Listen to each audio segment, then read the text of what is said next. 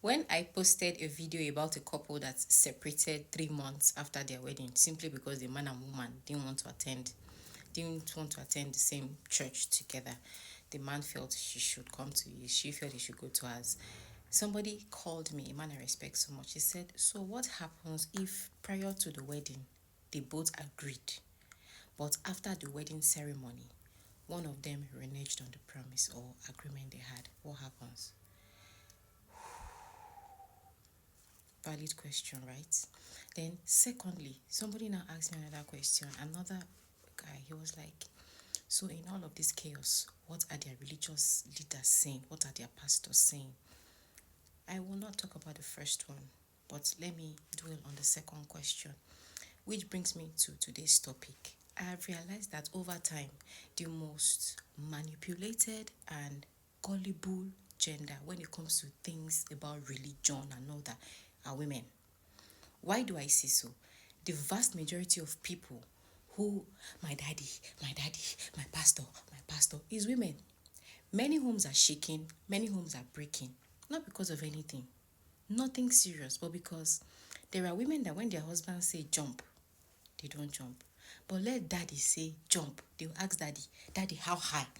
That your pastor that is telling you not to leave your church to go and be with your husband, I hope he has a ready-made husband for you. Please don't start with this spiritual authority, blah blah blah blah blah. If you people know the authority that your husbands possess according to what the Bible says, please, I'm referring to Christians now, I'm not referring to people that it's fine, but this is the Christian perspective. If you know the authority that your husbands wield, you will not worship your pastors the way some of you. A pastor that is filled with the Spirit of God will not tell you if your husband refuses to come to this church, then he can stay there. A pastor that is a genuine man of God will tell you to go and meet your husband.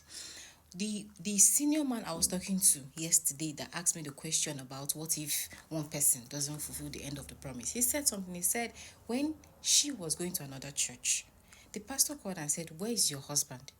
If your husband is not coming here with you, please stop coming to this church. Go and join him. Now, that is a genuine man of God. A genuine man of God will not put you or pit you against your husband. I see most times that there are genuine reasons why some men don't like going to church.